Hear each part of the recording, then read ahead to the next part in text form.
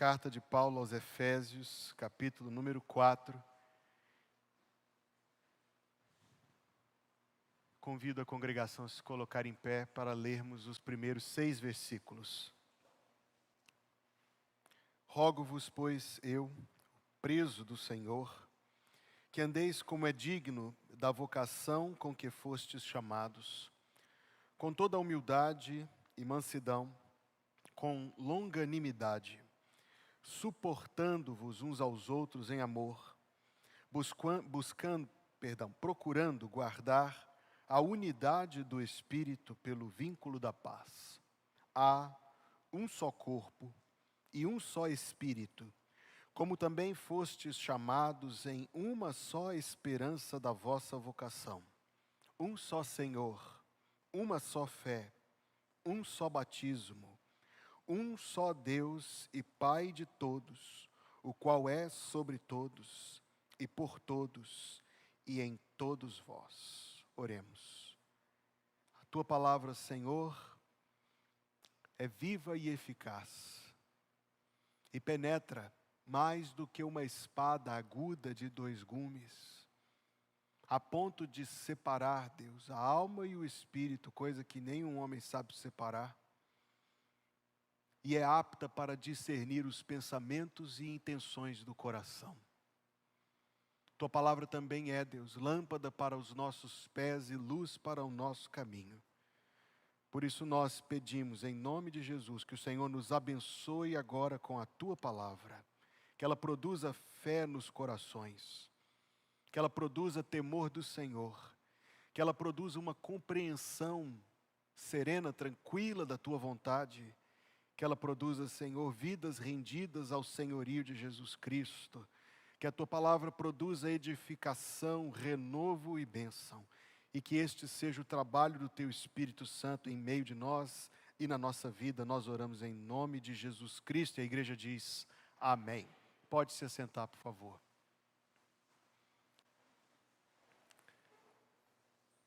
Nós temos algumas séries de mensagens em andamento esse ano. Eu comecei no começo do ano a pregar, e eu disse que iria pregar nos domingos de manhã sobre, não tudo, mas muito do que a Bíblia ensina sobre a família. Mas como você percebeu, o mês de abril foi um mês todo atípico, onde a gente não pôde dar aquele andamento que desejaríamos. Igualmente nos domingos à noite, eu anunciei no começo do ano que pregaria na carta aos Efésios, e eu estou na carta aos Efésios hoje, mas o texto a retomar, e eu quero fazer isso no domingo que vem, é capítulo 2, versículo 1, não capítulo 4, versículo 1. Mas é que hoje, especificamente, diante das comemorações tão bonitas que nós tivemos do aniversário da nossa igreja, eu me senti muito inclinado a trazer uma mensagem nesse texto, mas pensando na nossa igreja, e pensando na nossa igreja nesta data tão comemorativa e tão bonita e tão especial que tem sido o aniversário de 20 anos. Na semana passada ainda, nós estávamos aqui com o pastor Mike, comemorando os 20 anos da nossa igreja, e toda a ênfase foi dada ao tema deste jubileu naquela lista tradicional de nomes, que é jubileu de porcelana. Foi por isso que hoje à tarde eu mandei uma mensagem para a irmã Shalom e perguntei: Shalom, por acaso ainda temos alguma peça de porcelana aqui na igreja que não tenha sido devolvida? Sabe qual foi a resposta dela? Imediatamente ela falou: aconteceu alguma coisa? Quais são os adjetivos que descrevem isto? Quais são as palavras que a gente usa para poder falar? Delicadeza, o que mais? Beleza, o que mais? Fragilidade, o que mais? Não ouvi? Decorativo, por ser bonito, ornamental. É precioso? Perguntei, é precioso? Sim. Tão precioso quanto delicado, na verdade. Se eu fizer algo assim...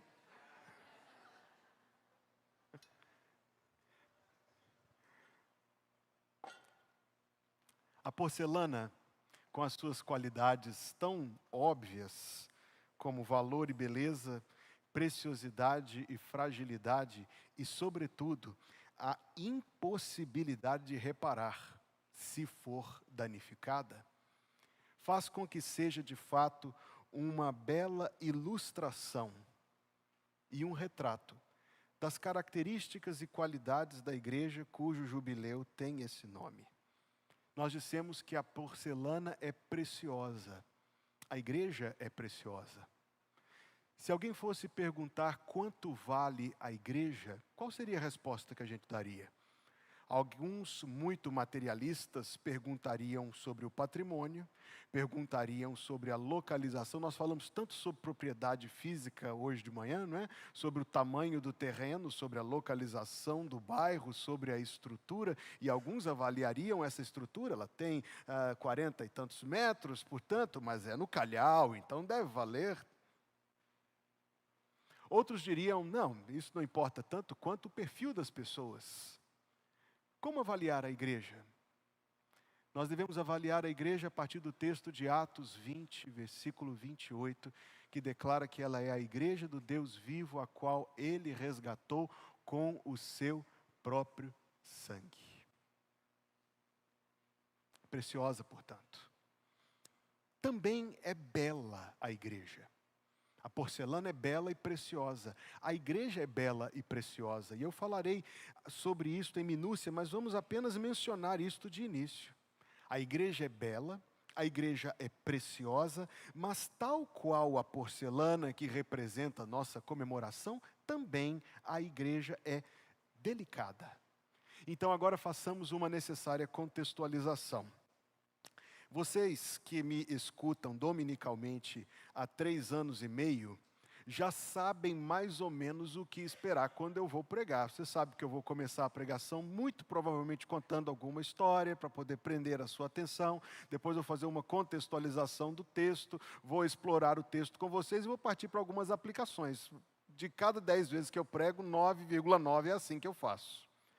Paulo de Tarso também tinha um jeito bem esquemático de ensinar. Ele passava boa parte falando de doutrina. Ele passava boa parte do seu tempo ensinando para as pessoas e reensinando e insistindo e reiterando algumas verdades principais.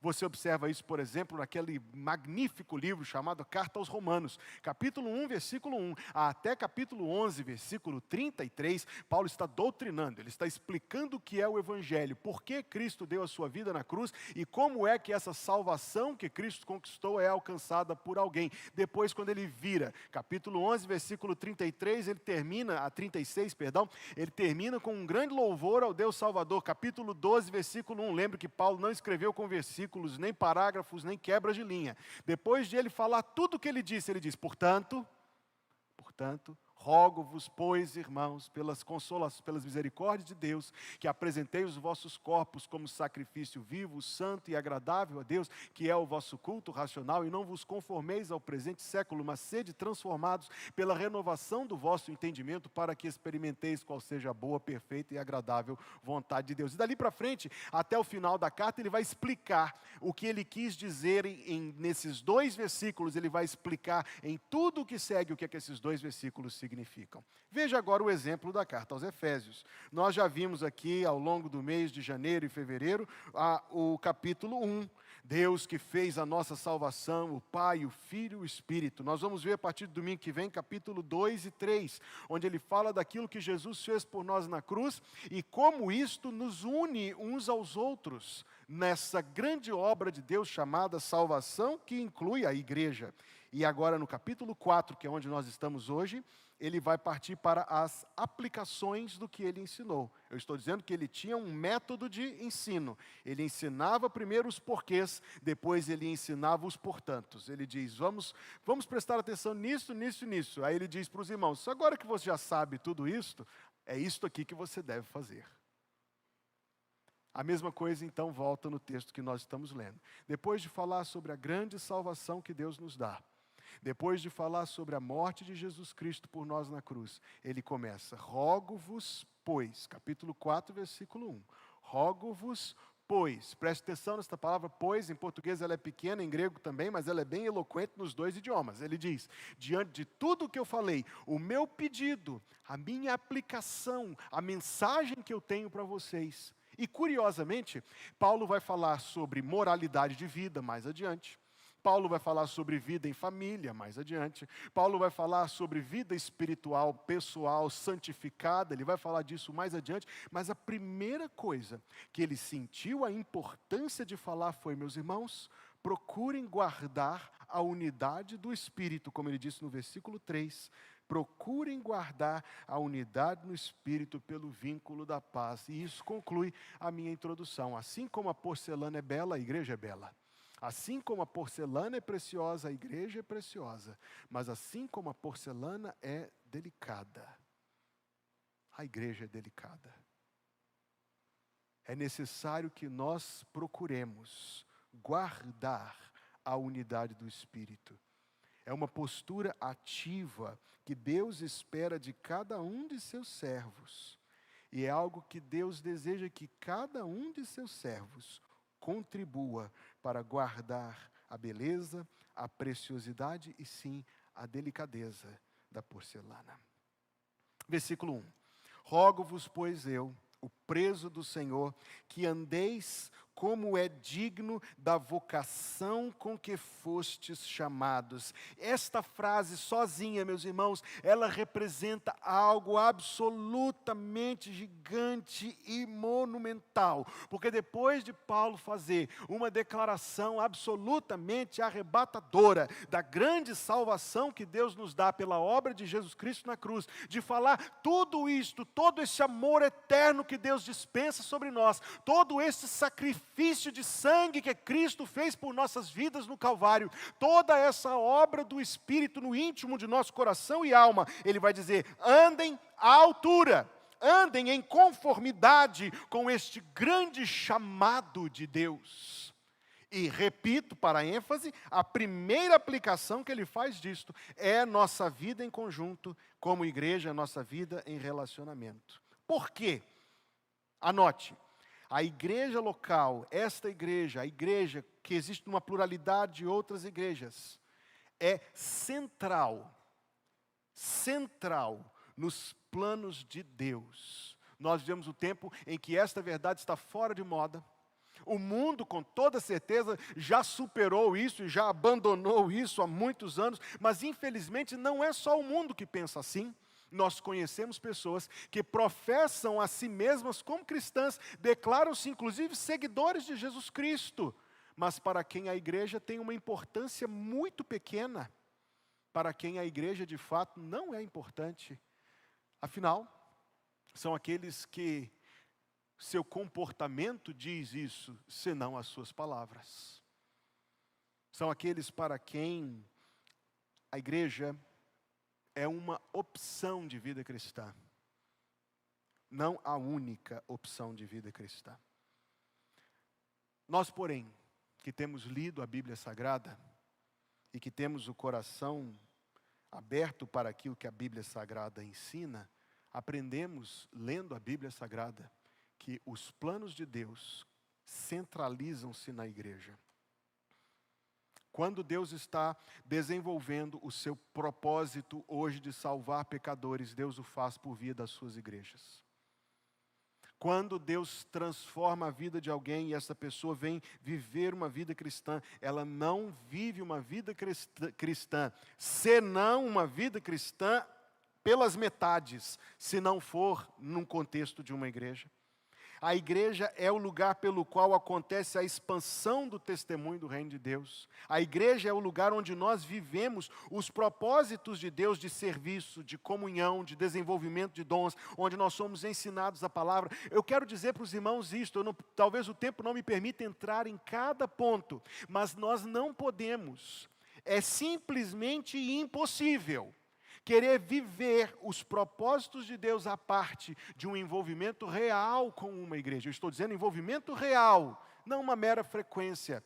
Talvez até a assiduidade não seja suficiente. Porque nós só podemos viver os propósitos que Deus declara na sua palavra quando vivemos com irmãos de uma maneira real e de uma maneira significativa. Repito, esta verdade precisa ser novamente ensinada. Vocês que estavam aqui ano passado, lembram-se que eu passei o primeiro semestre todinho pregando sobre as características da igreja do Novo Testamento nos domingos à noite. Retrabalhei esses pontos, mas eu sinto que é tempo de continuar fazendo isto constantemente. O tempo no qual nós vivemos exige que todos os obreiros, pregadores, retrabalhemos isso insistentemente. A igreja é o ponto central dos planos de Deus.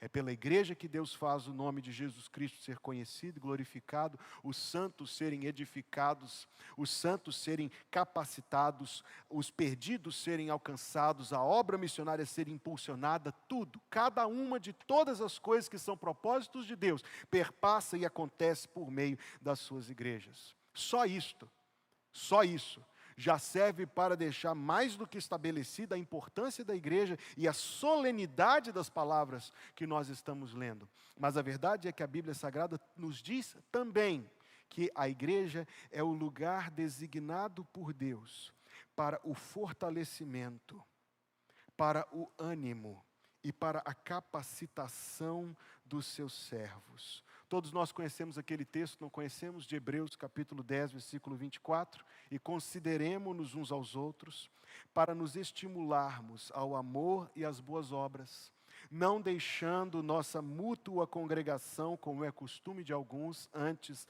admoestando-nos uns aos outros, e tanto mais, quando vedes que se vai aproximando aquele dia. Vamos trazer estas palavras para nós. Nós devemos... Volta, por favor, querido, no versículo 24. Considerar uns aos outros. Levar uns aos outros na mais elevada estima e consideração. Eu dei um para-casa para um irmão que veio num atendimento no gabinete pastoral comigo recentemente, quando nós estávamos conversando sobre isto aqui. Eu disse a ele, por favor, pegue o seu aplicativo da Bíblia no seu celular e você desejará fazer a mesma atividade. Agora não, tá? E pesquise assim, uns aos outros. Tome nota, você vai querer fazer isso. Pesquise assim no seu aplicativo da Bíblia, uns aos outros. E você descobrirá dúzias e dúzias de versículos do Novo Testamento que explicitam e enfatizam a importância da forma como nós nos relacionamos uns com os outros e como isto é, nos propósitos de Deus, um reflexo de quem Deus é e de como Deus ama e de como Deus salva e de como Deus faz a sua obra. Quero enfatizar tudo isto na centralidade da igreja. Consideremos-nos uns aos outros, volto ao texto, para nos estimularmos ao amor e às boas obras. Isto é, para que os crentes, nós que somos irmãos uns dos outros, despertemos no coração uns dos outros uma inspiração ao amor e às boas obras, a nos dedicarmos às coisas de Deus com cada vez mais renovada intensidade. E não deixando nossa mútua congregação. As traduções mais modernas não colocam essa palavra mútua aí. Justificam que talvez complique o entendimento para quem não está tão familiarizado com a linguagem bíblica. O problema é que, omitindo essa cláusula, a gente apaga um negócio que o apóstolo escreveu. Porque a nossa congregação não é meramente ajuntar, não é meramente estar no mesmo recinto. É mútua, é uns com os outros, uns em apoio aos outros, uns em suporte aos outros. Nós não apenas usamos deste espaço para que cada um venha de per si, mas nós vimos juntos, uns apoiando aos outros, uns encorajando aos outros, nossa mútua congregação. Nós não nos reunimos só com Deus, nós nos reunimos com Deus e uns com os outros. Nossa mútua congregação. Como é costume de alguns, já era problema naquele tempo. Antes, admoestando-nos uns aos outros. Isto é, quando o crente serve para o aperfeiçoamento do seu irmão. E tanto mais, quanto vedes que se vai aproximando aquele dia. Quando você olha para o mundo ao seu redor, você tem a impressão de que o arrebatamento está perto ou longe de você? Eu ouvi um pequeno grupo aqui à minha esquerda que pensa que está perto. Estou perguntando e me indagando o que os outros pensam. Vou fazer a pergunta novamente. Quando você olha o mundo ao seu redor, você pensa que o arrebatamento está perto ou longe de nós? Eu tenho certeza que está muito perto, irmãos. E tomando a palavra de Deus a sério, isto me diz que quanto mais eu vejo isso no mundo, mais perto de meus irmãos eu tenho que andar. Em mais próxima comunhão eu tenho que andar. Porque isto me estimula ao amor e às boas obras, e isto serve de muitas maneiras e em muitas circunstâncias, como uma admoestação para que eu não caia nos vícios do mundo e nos erros da carne. Vou fazer aqui uma pesquisa que vai confirmar o que eu estou dizendo. Na verdade, eu farei 2 perguntas. Pergunta número 1. Temos pessoas aqui que fazem parte desta congregação há 2 décadas, temos pessoas que fazem parte desta congregação há 2 semanas. Se, em algum momento que você tem estado aqui, você foi abençoado no seio desta igreja, de que forma? Por um relacionamento com uma pessoa que Deus usou, alguém desta igreja que Deus usou para te inspirar, para te encorajar ao amor e às boas obras, ou para te admoestar, ou se na mútua congregação, Deus de alguma maneira fez conhecido de você. Talvez alguns de vocês foram salvos, muitos foram salvos aqui. Talvez outros foram tirados de um caminho que se sentiam inclinados a ir, mas que não era a vontade de Deus. E aí a lista pode se ampliar de muitas e muitas formas. Se você foi e é abençoado por Deus em fazer parte desta congregação, por favor, levante a sua mão. E eu estou levantando as 2. Obrigado. A segunda pergunta que eu quero fazer, e sim, a minha mensagem hoje é muito parecida com a mensagem que eu levei sábado passado lá no almoço, em Açores, mas é porque eu senti a necessidade de elaborar isso aqui um pouco mais nesta ocasião. A segunda pergunta é, se você conhece alguém que antes, tempos atrás, pertencia a uma igreja, digamos uma igreja evangélica, mas essa pessoa hoje não faz mais parte de uma igreja evangélica. E ela diz, eu não vou avaliar, não vou julgar, mas essa pessoa diz que não faz mais parte, que não quer saber de igreja por causa de algo que aconteceu no nível relacional, tá certo? Se ela se sentiu prejudicada no nível relacional, ou ela se sentiu magoada no nível relacional, estou pensando em questões de relacionamento. Se você conhece alguém que era de uma igreja e está fora, por causa de uma questão relacional, levante uma de suas mãos, por favor. Praticamente não ficaram mãos abaixadas. O que confirma 2 coisas. Confirma que este ajuntamento de crentes nos propósitos de Deus pode muito bem nos encorajar ao amor e às boas obras. E pode muito bem servir de bênção na vida de cada um de nós. Mas ao mesmo tempo, se nós não atentarmos para as palavras desta passagem, pode também servir, infelizmente, para machucar. Tem uma foto que a gente tem visto muito. Eu pedi que diminua a iluminação aqui. Pode colocar a foto, por favor. Está conseguindo ver? Não, né? Tem um móvel aqui na frente. Então eu vou contar, vou fazer auxílio visual para quem não está vendo. É uma foto da nossa igreja, a foto que nós tiramos no dia 24 de março, aqui na frente do prédio, essa foto que a gente tem visto e amado ver.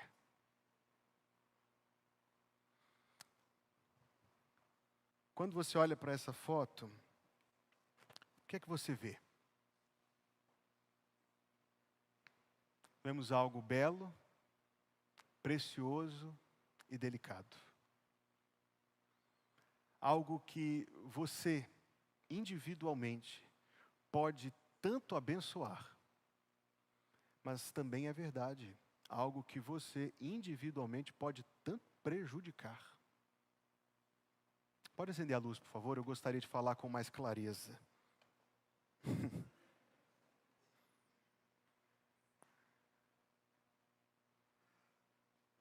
Você, como eu, já deve ter visto ou conhecido história de pessoas que agiram de uma maneira que trouxe dores e conflito nas suas igrejas. O que eu nunca conheci foi alguém que fizesse isso deliberadamente. Eu nunca conheci alguém que estivesse disposto, talvez só o inimigo das almas mesmo, levantaria para dizer assim, eu quero destruir isso. Eu nunca vi. O que eu já vi acontecer são pessoas usarem de outras coisas, que o fim é o mesmo. Estou me referindo ao orgulho, estou me referindo à defesa inflexível de suas preferências. Me refiro às intrigas, às mágoas, às amarguras, aos erros que não são nem perdoados, nem o perdão é pedido, às fofocas, às críticas maliciosas, às ausências egoístas, que outros façam eu não farei, que outros vão eu não irei, à pobreza de amor. Na verdade, irmãos, não é preciso ter uma intenção muito maligna, não. Às vezes, basta manusear a porcelana de maneira indelicada.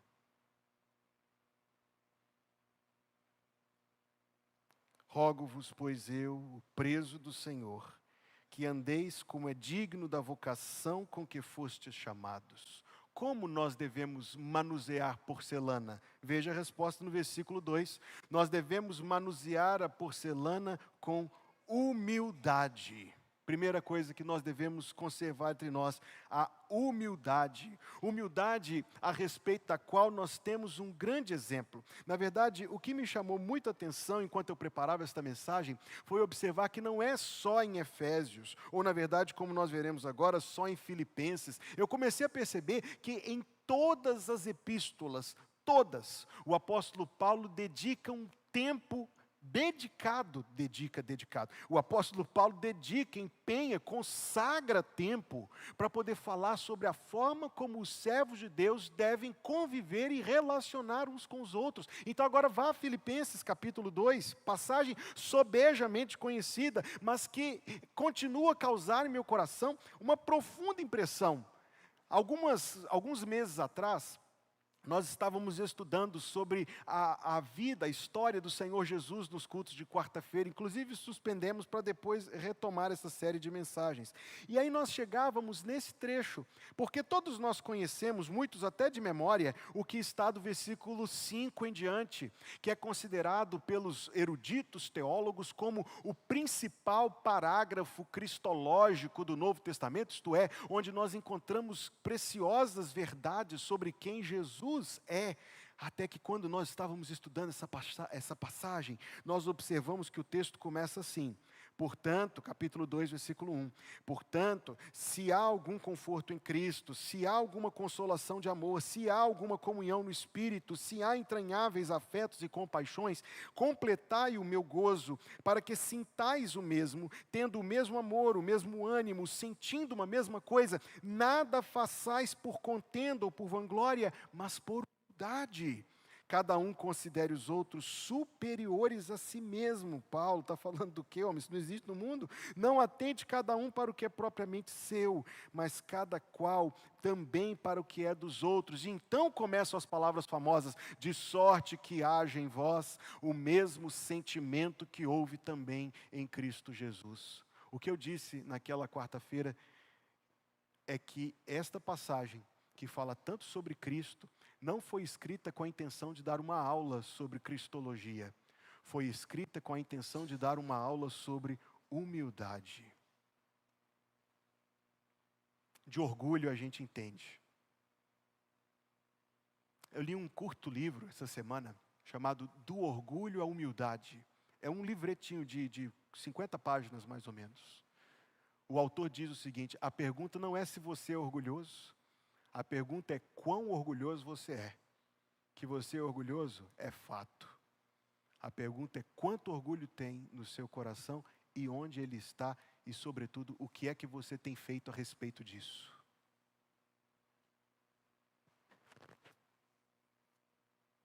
A humildade é um traço do caráter de Jesus. Volto a Efésios 4. Com toda a humildade, o que vem em seguida, irmãos? Efésios 4, versículo 2. Depois da humildade vem o quê? A mansidão. Eu conheço um homem que disse que é manso e humilde de coração. Você já ouviu falar dele? Humildade e mansidão. O caráter de Jesus Cristo. Mansidão não é fraqueza. Mansidão não é sangue de barata.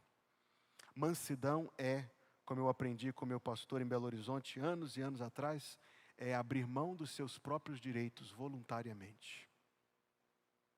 Com toda a humildade e mansidão e longanimidade. Longanimidade, em grego é macrotimia, que significa paciência, tolerância, controle das emoções e do comportamento em situações difíceis. Controle que pode se manifestar pelo refreio de uma reação.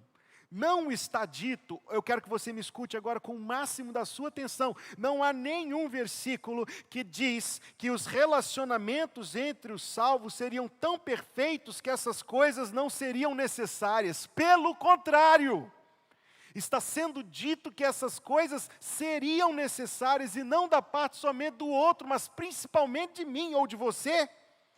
Nós precisamos andar à altura da vocação com que fomos chamados. Senhor, como nós o fazemos? Com toda a humildade e mansidão, com longanimidade, suportando-vos uns aos outros em amor. Manusear a porcelana com humildade, com mansidão, com longanimidade, com amor. Com amor. Com amor.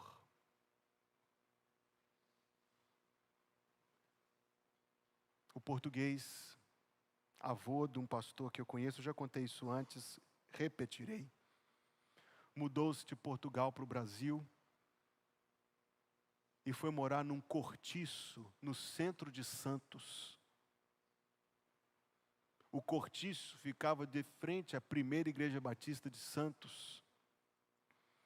E nos domingos, por causa da insalubridade do cortiço, ele punha um tamborete na calçada e ficava vendo o tempo passar. E via as pessoas descendo do bonde e entrando naquela casa e se cumprimentando uns aos outros, dizendo: oi, irmão, tudo bem, irmão? E aí, minha irmã? E o português sentado do outro lado da rua, ouvindo aquilo, pensou de si para si: que família é essa? Que um é de uma cor, o outro é da outra, um vem de carro, outro vem de bonde, um é alto, outro é baixo, um é velho, outro é novo. O trato de irmão foi suficiente para atiçar a curiosidade daquele homem. Ele entrou, ouviu a pregação, o pastor Taylor Carey Bagby pregou a mensagem, e ele se tornou um irmão também. Hoje já está na 5ª geração da sua família servindo o Senhor. Procurando guardar a unidade do Espírito pelo vínculo da paz. Paulo vai nos dizer agora, irmãos, o que é que faz da porcelana algo tão precioso. Eu fiquei tão intrigado com esse assunto, até porque a gente falava tanto de porcelana, que eu fui assistir um curto documentário sobre porcelana. Eu sou esse tipo de pessoa, tá? Minha esposa está aí para dizer que é verdade. Eu sou esse tipo de pessoa. Então eu fui descobrir que a porcelana foi criada na China. E ela é feita de um tipo muito especial de argila, que tem equilíbrios muito exatos de mica, feldspato, cal. O feldspato, inclusive, é o que dá esse aspecto brilhoso. A grande porcelana é feita num processo que leva semanas para ficar pronta. Essa argila é manuseada e a porcelana de altíssima qualidade, que custa milhares de dólares no mercado internacional, é assada várias vezes. A primeira assadura a mais de 1.300 graus Celsius por 3 dias seguidos. Para depois passar pela vitrificação, que é quando é feita essa pintura, e uma terceira para poder... Eu disse que eu sou esse tipo de pessoa. é o que faz a porcelana ser tão preciosa. Mas esta porcelana, muito mais preciosa, é preciosa não por causa da mica, nem do feldspato, mas é preciosa porque, como diz o versículo 4, há um só corpo. Quando o corpo se ataca, isso é chamado de doença autoimune. É preocupante, é grave. Quando o corpo se ataca, é grave. Há um só corpo e os irmãos não devem atacar uns aos outros. O corpo de Cristo não é enfermo. Há um só Espírito. Na minha tradução, com E maiúsculo, é a presença do Espírito de Deus em o nosso coração, conquanto eu poderei vir a ser uma dor de cabeça para você. Ainda assim, não se esqueça, me perdoe, porque habita em mim e em ti um mesmo Espírito, o Espírito de Deus, seguramente dê certo que muito maior do que as nossas diferenças. Um só corpo, um só Espírito, como também fostes chamados em uma só esperança. Sabe qual é a nossa esperança? De estar juntos para sempre. A nossa esperança é a de estar juntos para sempre. A de estarmos juntos com Cristo para sempre. Por isso Deus permite o convívio temporário terreno, que para isso nos capacita. Convém, amados, dizemos que a nossa esperança é estarmos juntos para sempre, se queremos estar longe hoje.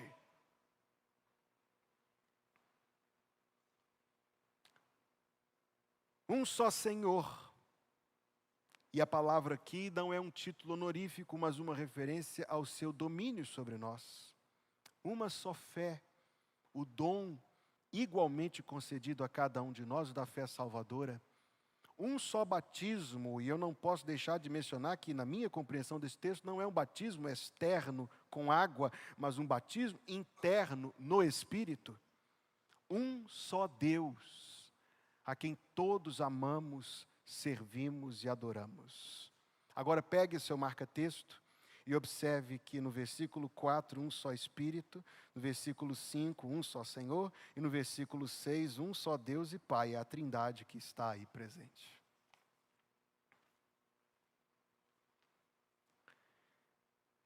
Aqui em nossa igreja, caminhando para o final da minha mensagem, aqui em nossa igreja, nós, todas as vezes que recebemos novos membros, e mais algumas semanas teremos novo recebimento de membros, eu convido os irmãos, depois que os membros são recebidos, são batizados, são apresentados que querem vir por carta de transferência ou outra forma de recebimento, e a igreja estende a destra da comunhão. É uma prática que nós introduzimos desde o ano passado, que faz com que seja um momento tão bonito.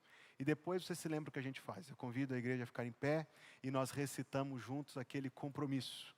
Tendo sido levados pelo Espírito Santo a aceitar a Jesus Cristo como único e suficiente Salvador, e tendo sido batizados sob profissão de fé em nome do Pai, do Filho e do Espírito Santo. Não sei tudo de memória não, só esse pedaço. Esse texto, muito antigo, por sinal, ele já existia quando foi publicado pela primeira vez, em 1833, mas existem variações dele e adaptações, e hoje eu trouxe uma adaptação dele para lhes mostrar. Esse foi escrito numa igreja no estado da Califórnia, lá nos Estados Unidos, e eu achei tão bonito. Adaptando, ele diz assim: comprometo-me com Deus e com os outros membros, obviamente, da igreja, a fazer o seguinte: 1. Proteger a unidade da minha igreja. Como?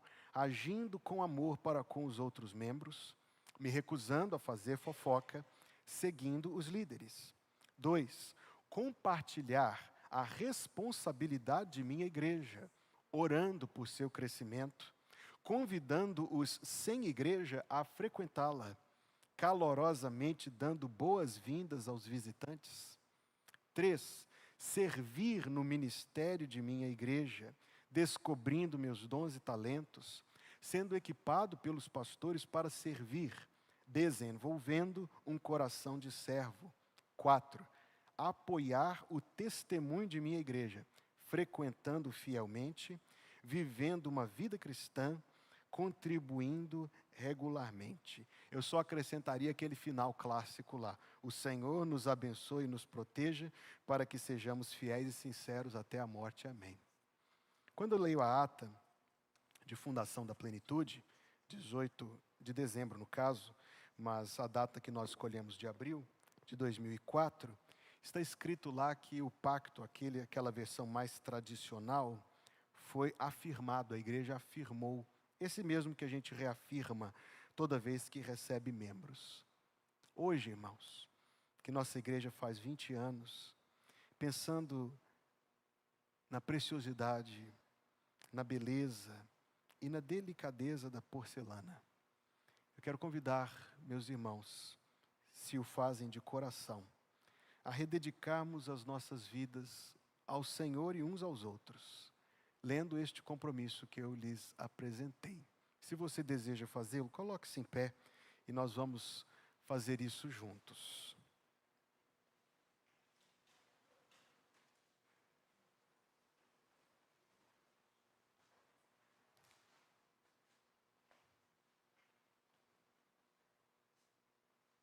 Sim.